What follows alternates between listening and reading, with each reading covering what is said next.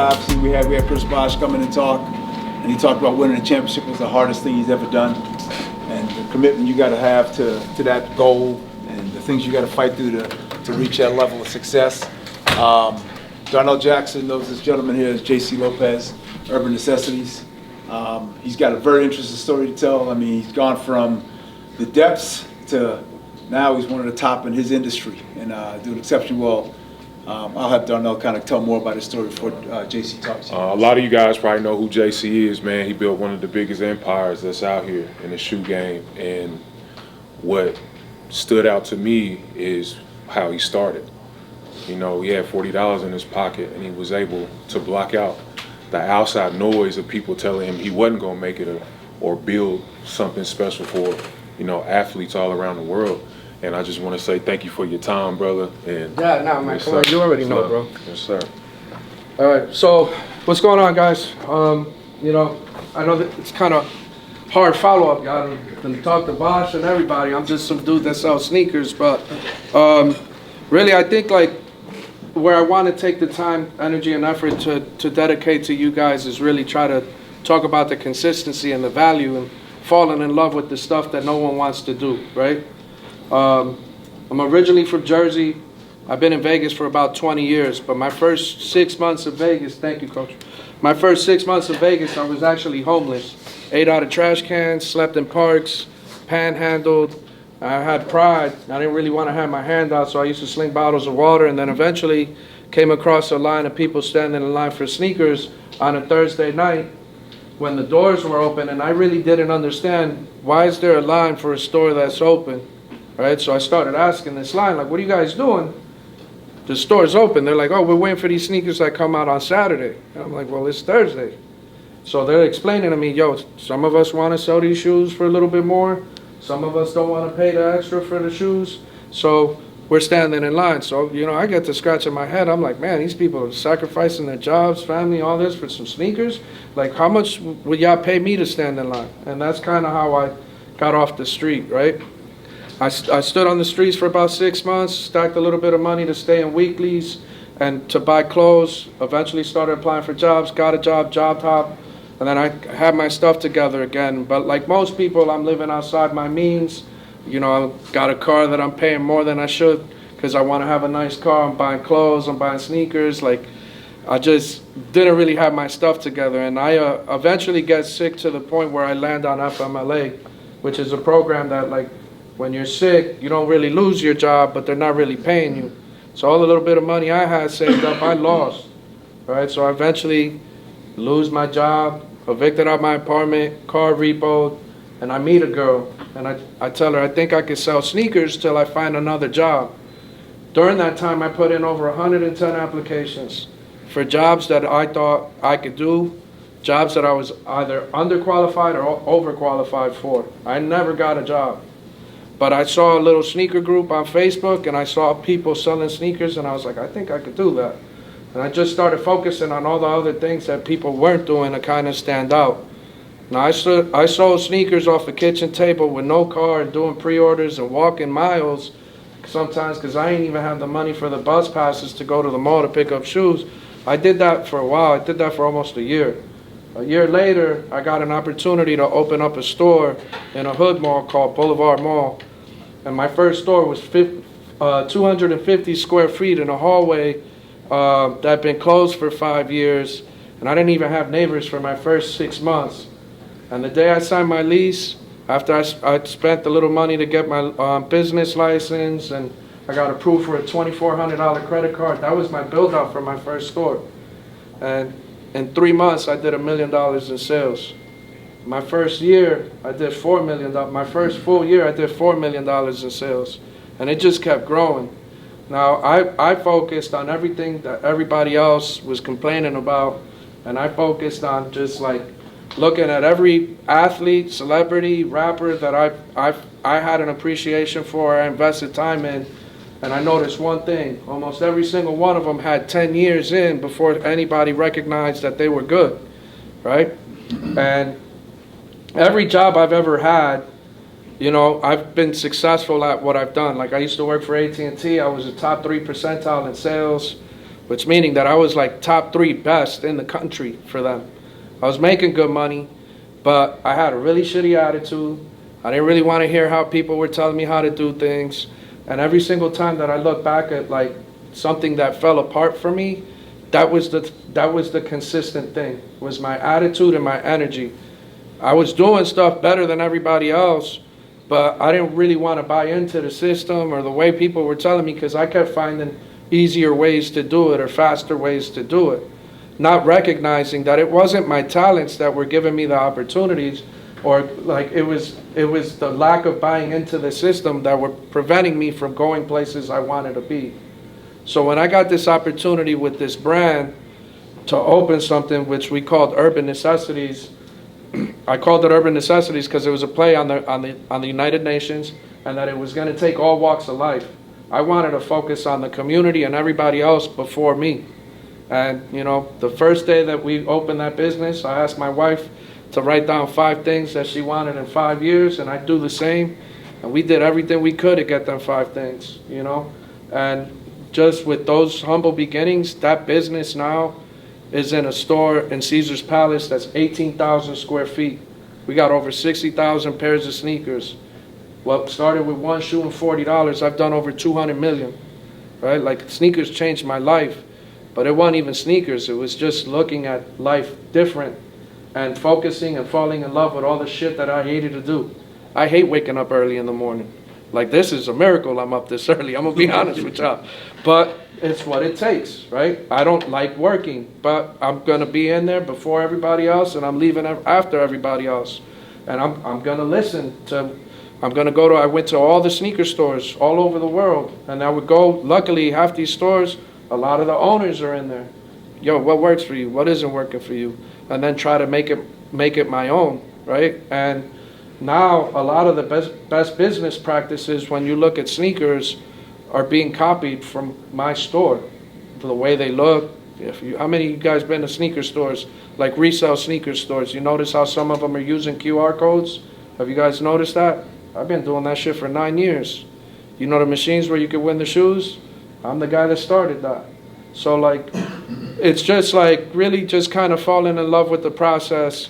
Eventually the things that you hate become second nature to you. It has nothing to do with your talent, and it has everything to do with your consistency, your attitude, and your work ethic. Because without that, you have nothing. Each and every one of you guys are more than capable to be where you want to be, which is in the league, right? You want to have the Nintendo numbers contract. You want to be able to live the life and get the minutes and play on whatever team you want. All that's realistic. The toughest person to convince is yourself. And once you start believing it, the first couple of times you say it, it sounds really hard. It doesn't even sound real. But yo, you're halfway there already. I think the only thing that's stopping you is really buying in and working as a team, and talking to each other and understanding what you're great at that he's not good at, and where's that mesh, right? That's really it.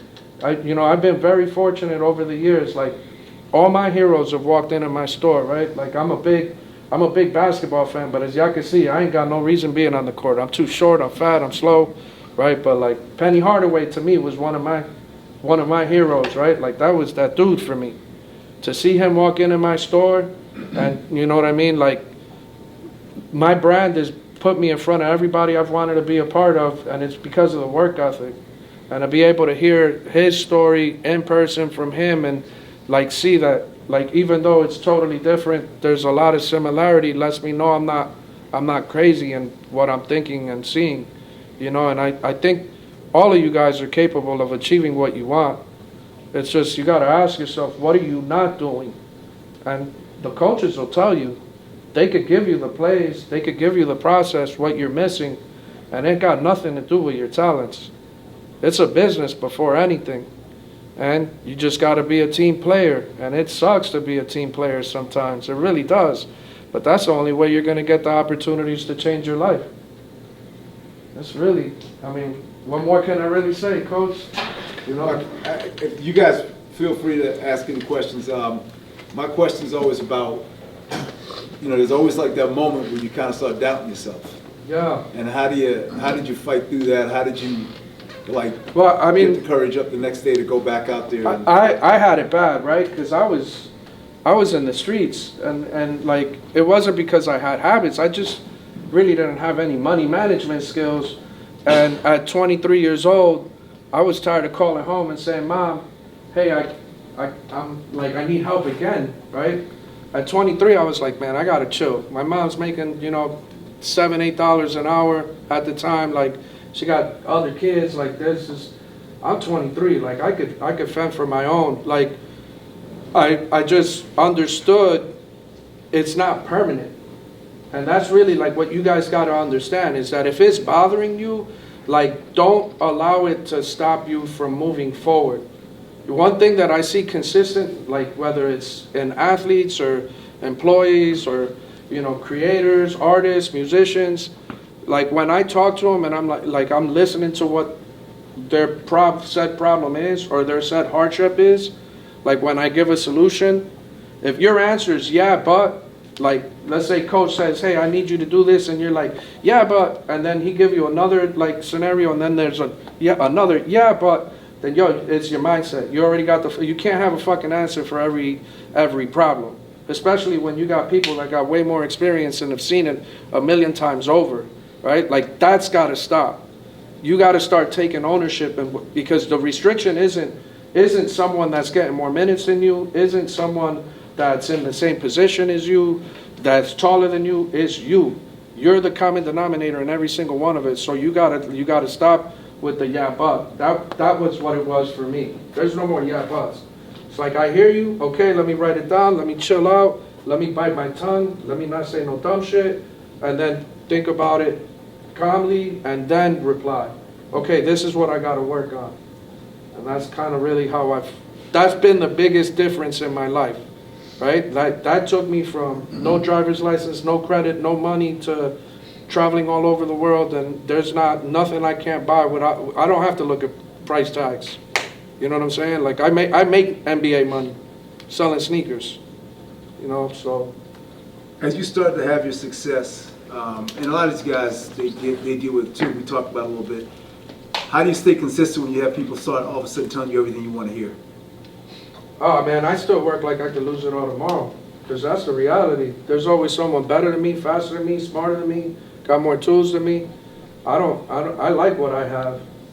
I got my Supermax contract. I don't want to lose it. You know what I'm saying? I'm not scared of injury. If I get injured, if I get hurt, then we'll just figure out a different way to do it. But you have to learn to fall in love with the repetition. And then once you build your reputation, you got to figure out a way to do it more efficiently along the way too. The mindset you have, is that something that you had as a My young whole kid, life. you developed? Okay. Look at me, bro. I'm short, I'm fat, I don't look the part. I'm like, I can't be in the streets. I'm not, there's no records coming from me. This is not designed for any of us to win. Like, I could lose, like I said, I could lose this all tomorrow. I got 4 stores. I got one in Saudi Arabia. I got almost 100 employees. It ain't just me no more. You know what I mean? Like, we're working like there's no tomorrow every single day. Like, we just started every single day. It's the same day. Same thing, same energy, always. George, were you talking about the mindset? Because I'm curious about that. Is that something that you kind of build and develop over time? I think it was just the frustrations of being outside in the streets and just my hood heroes, right? Like, that mindset is everything is food, and like everybody, that's how I grew up. Like, I grew up in that environment, but I recognized I'm not this, right? But I learned from it. And everybody, all my heroes, they were all monsters, bro. Work ethic, crazy, like, take everything, always. I just try to figure out how to do it where I could do it in front of suits, in front of people wearing clothes like me. You know what I mean? Like, I just repackaged it. That's really all you got to do. Like, there's so many athletes, especially in basketball. Like, I talk to J.R. Smith a lot. J.R. is a good, he's from Jersey, I'm from Jersey. Like, and I talk to him a lot about, like, yo, why didn't certain things play out the way that this is what I had in my head, how it should have played out for you. Why didn't it happen? And, You know, same thing. It's like, yo, my mindset, my mouth, my energy, my lack of wanting to do this, my only wanting to do that. I know, I mean, you got a short time, so you couldn't tell your whole story, but I'm sure, like, it wasn't like, okay, you know what, I'm gonna get it together, and then you shot to the moon. Like, so I'm sure you, like, got knocked down a couple times. A million times, it's still happening. So when you got knocked down, like, what made you not change your whole strategy? Why you keep going in the same direction? Well, again, like, think about, who's your favorite basketball player right now? Who's your favorite player? There's got to be a consensus. Who's your favorite basketball player? Me? Michael Jordan. He's a good example, but okay, we got a Jordan. I'm sure there's a LeBron fan here somewhere. Dwayne. Okay. What is Jordan, Wade, and Jordan, Wade, and who was the other one? I'm sorry? LeBron. What do they all three have consistent, like the same thing, all through all three? They lost before they won. Their drive. They lost before they won. No, but reality, how old are they? How old are they? They're all in their 30s or 40s, right? They've been doing it for 30, 40 years. They've been practicing, training, coach, like listening, like adjusting, adapting for 30 years. They didn't stop. So for me, when I first started reselling shoes, right, and I get in this little sneaker group, I'm looking at it with just the money in my pocket. So when I see a guy post a pair of shoes and then he's selling shoes for $1,000, I'm like, damn, $1,000 for some shoes? That shit is crazy. Like, who pays that? And then it went past the who pays it. I'm like, how does the guy get to a pair of shoes that are $1,000? Hey, bro, how long you been selling shoes? 10 years. Say, bro, how long you been selling shoes? You Riff LA. Y'all know Riff, right? Like, how long you been selling shoes, Jeff? Oh, I've been selling shoes 25 years. Okay, so you telling me I just got to get to this many years, and I'm gonna be able to touch that too. Like, when I first started selling shoes, I couldn't even sell shoes for $400. Now I got shoes in my store that are 100 racks. Like, it takes time. You know what I mean? Like, when I first opened my store, my rent was $500. Now my rent's 100 racks a month in 3 different locations. Like, it takes time. That's really it. Like, forget what the objective is and understand all this shit takes time, and you just gotta figure out what you're missing in your regimen or how you're replying to people, and just acknowledge that there's a side of the business that is more business than sport. And that's really what you gotta understand. It's more business than sport, because you're in marketing, you're in showbiz in that sense. And what are you doing to show the powers that be, the suits, to give you the opportunity to even get up there? Because you can't tell me none of y'all can't catch wreck in the league if you were in the league and you had burn, right? You'd hold your own, right? So what are we missing? What do you think you're missing? Opportunity.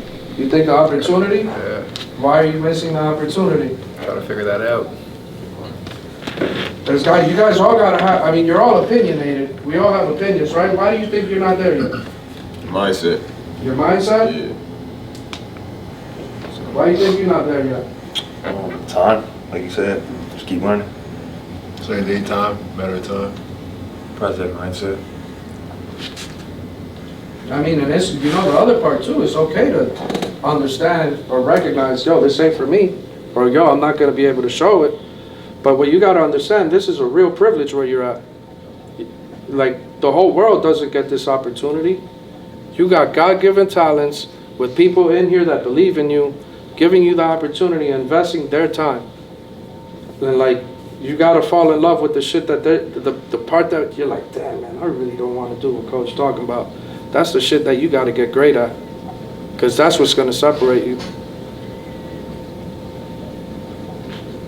Come on, y'all. I gotta have some questions, man. Yeah, This guy got a lot of Yeah. this. In your story, you talked about you were in Vegas, you had $20, and you went to the $40, excuse me. You went to the slot machine, you lost it before you sat down, Yeah, right? And you sat there for a while, and that shit fucked me up. you didn't know what you wanted to do. Yeah, And you ended up walking 8 miles to a park, yeah. and you went to sleep that night, and that night turned into 6 months. In that, what were you thinking about? You said, okay, I'm at this park, I'm sure it was probably dark, so I'm gonna sleep here tonight. Mentally, you're like, Where are you? Where's your mind at that point? Oh, I'm you don't know angry. how long you're gonna sleep there. I'm really, really angry because I'm like, man, I done had all these jobs, I done made all this money, and you tell me I only even got the $20 to stay in a weekly?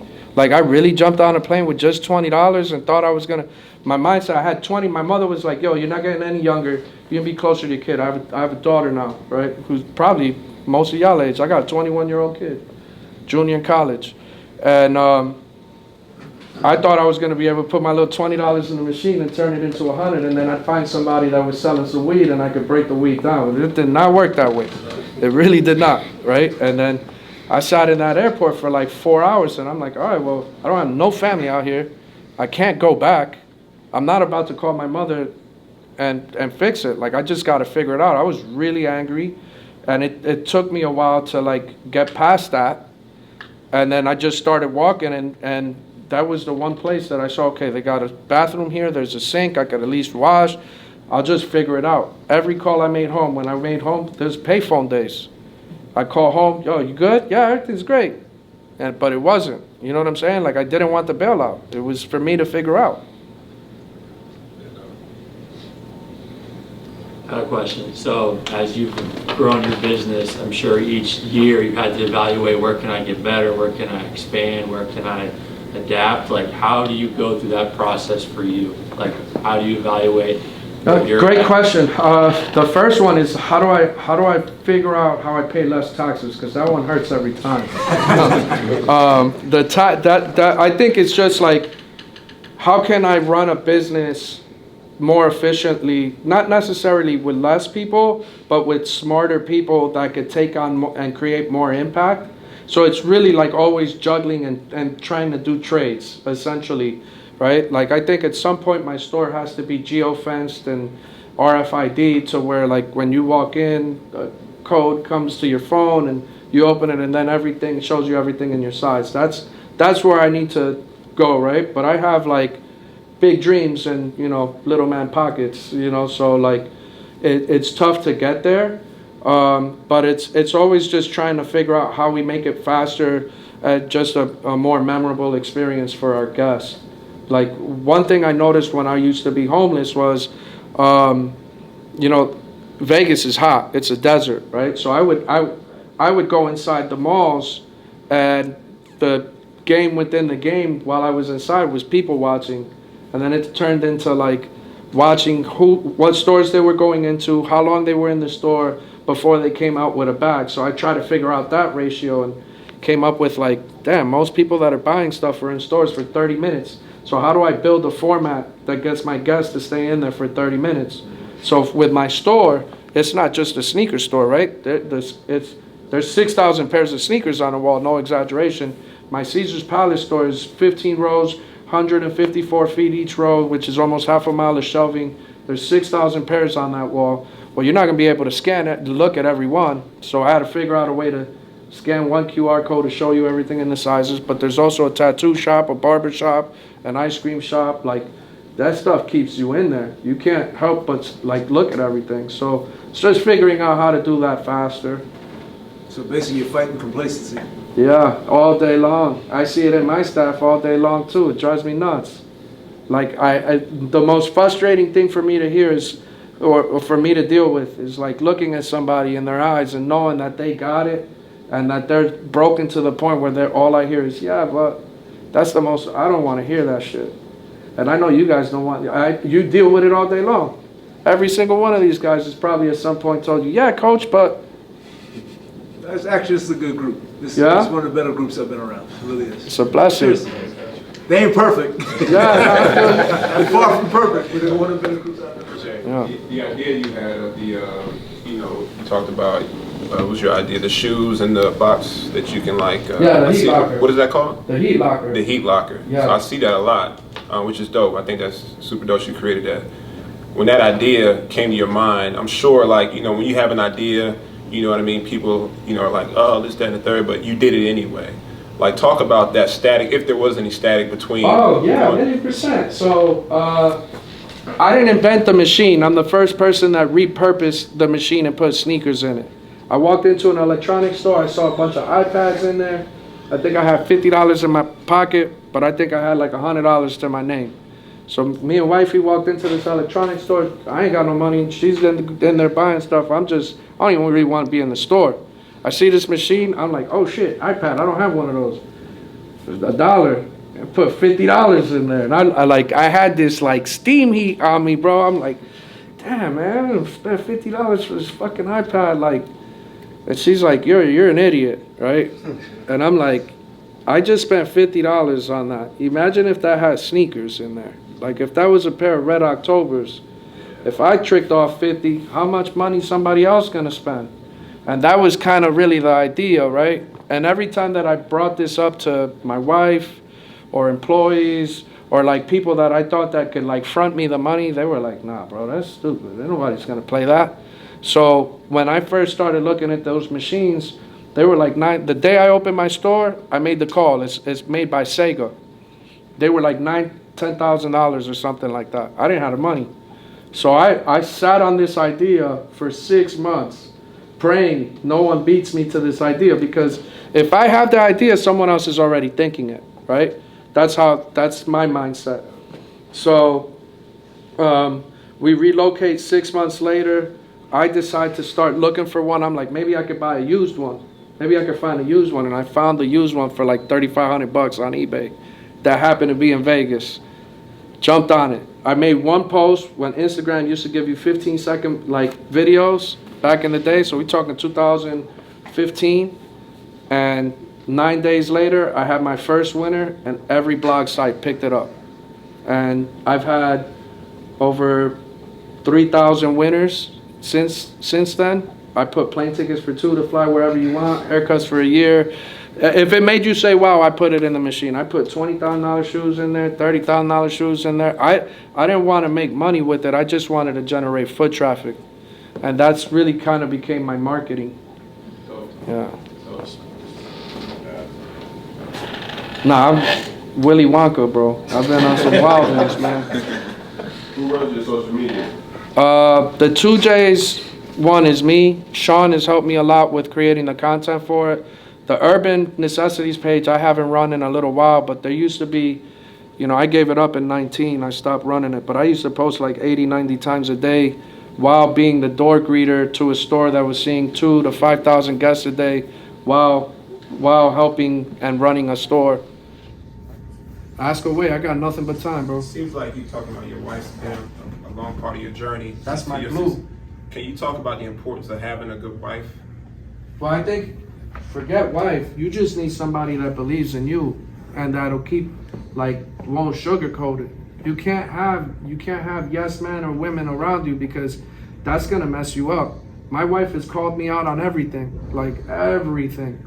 But, when she sees value in what I'm talking about, or, there was something that needed to get done, it was just me and her. You know what I'm saying? So I'm the creative, I'm the dreamer. I'm like, we gotta do this. She was like, I'm the point guard. She's my center. She's cleaning everything up. She's the glue. She's holding me down. She's holding me down in the paint. She's everything. She's finance. She's accounts payable. She's HR. She's, she got it way harder than I ever did. You know what I mean? And we all need that one person that's pushing you to be better and calling you out on your shit. Appreciate it. JC, thank you very much. Yeah, no worries. I appreciate it.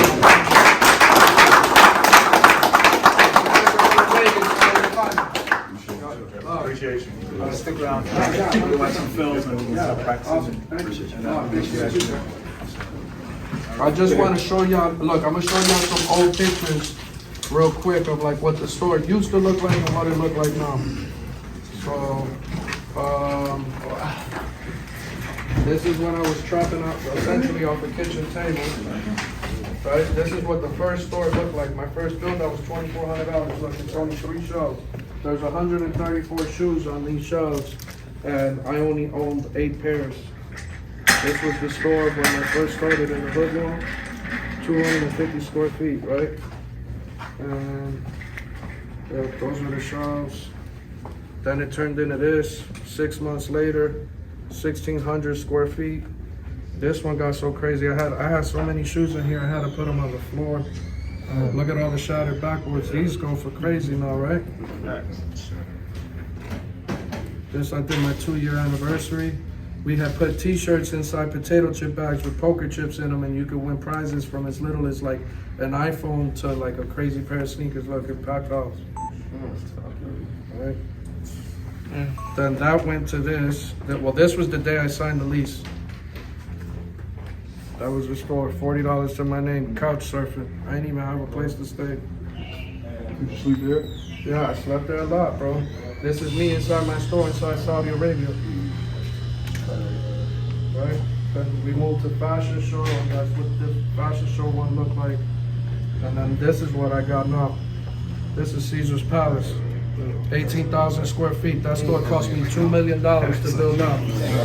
That's crazy. And yo, let me tell you, let me fuck you up. Here's another part. When I did this, right, I just lost my deal with American Eagle. Imagine being told, yo, here's a couple $1 million. You're good, you're set for life, right? Imagine them telling you, yo, we're not gonna do the deal no more, you ain't got no more money. You don't wanna let go of none of your employees. So I'm paying for all my employees. I got 80 employees. I got 6-figure rent, 2 locations. I went from having 7 figures in a bank account to $2,000 to my name, and I'm sitting here telling Caesars, yeah, no problem, I got it. I'll figure it out. That shit cost me $2 million, bro. You can't tell me you can't get it done. There's no excuses ever. You just gotta go. That's the one. It ain't even about selling shoes, it's just about you need to just get on your hustle and like, no way, it's never gonna be what you see in your head. Like, there's so many things that you do that like once you have it in your head that you're gonna do this, that you can't even forecast. Here come a sprained ankle, there go your ACL. You know what I'm saying? Like you don't plan for that. You just gotta keep making the adjustments and just not stop when that moment happens, bro, because it all has to do with your mindset and your energy more than anything else, bro. It ain't the talent, bro. I wish y'all the best. Yeah, I'm here for a little bit. No, for real. Thank you, bro. Appreciate you, bro. Love, bro. Love, bro. Is that 18? Huh? Every single one. We don't have time. You know what I mean? So just understand that he's talking to everybody, not just Bryson at this moment. Can I add something to that? Let me ask y'all a question. Have y'all ever had a day where a coach has been on you for 2 different things on the same day? Yeah. So how does that feel? You don't like it, right? It feels you like in your head. What's the first thing you say? Damn, coach really ain't fucking with me today, huh? Coach don't like me, huh? It gotta be what's up? Why coach on my head all the time? Is it really that, or is it that you did 2 things wrong in the same day? That's how you got to look at it. So when when I used to work at like AT&T and a couple other jobs that I had, if I messed up 2 different things, I'm like, man, they really going out their way to like, I don't really want to work for this. You got to remove the emotion out of it and just listen to what they're saying. And in reality, it's just the constructive criticism to make you a better person or a better team player. That's the biggest struggle that I've seen even with my staff. Like when I'm on somebody twice or 3 times or something in a week, they just instantly think I don't like them. And that ain't this. 3 family on 6, 1, 2, 3, 4, 5, 6.